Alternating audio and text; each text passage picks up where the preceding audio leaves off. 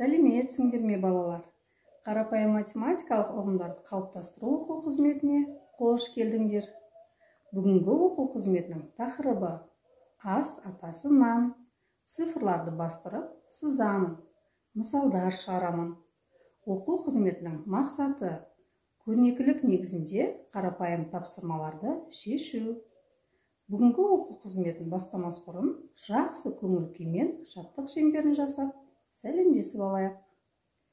Көк аспанда күн күліп, бірге күлсін бүлдіршін.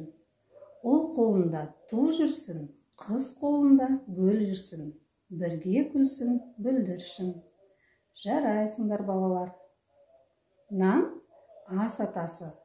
Нан дастарханға үлкен еңбекпен келеді. Дастарханда ең басты тағам нан болып табылады. Сондықтан да балалар, дастархан әзірлегенде бірінші нан қойылады. Нанның түрлері өте көп.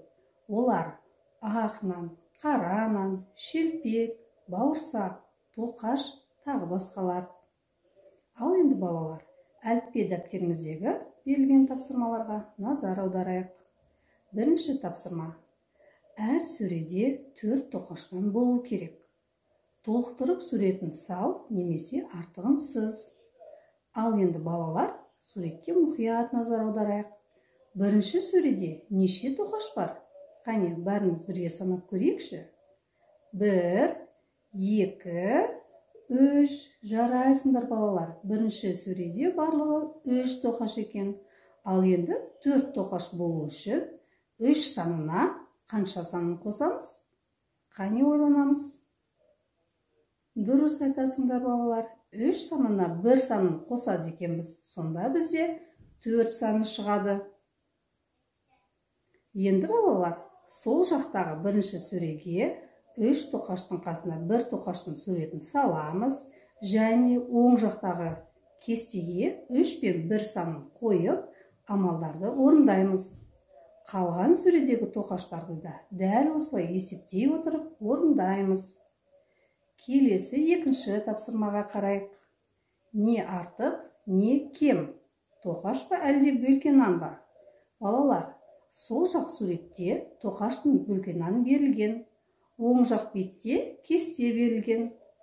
Бөлке нан мен тоқашты санап, кестені толтыра отырып, қайсысы артық, қайсысы кем екенін анықтап табамыз. Тоқаштың саны неше екен? Қане санап көріңдерші. Жарайсыңдар балалар. Тоқаштың саны 5. Демек, тоқаштың астындағы ұяшыққа 5 санын жазамыз. Енді бөлке нанды өздерің санап, тиісті санды жазып, ортаңғы ұяшыққа тиісті амалдарды қоясыңдар. Келесі үшінші тапсырма. Қаламмен бастырып жазу, яғни көркем жазу тапсырмасы.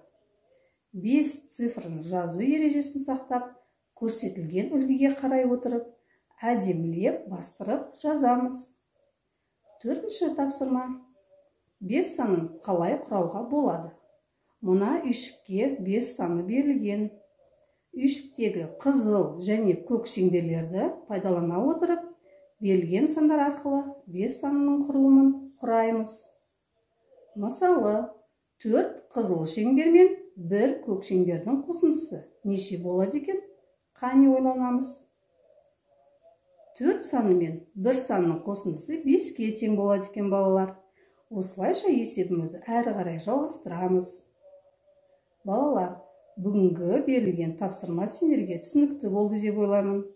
Ендеше сәттілік, сау болыңдар.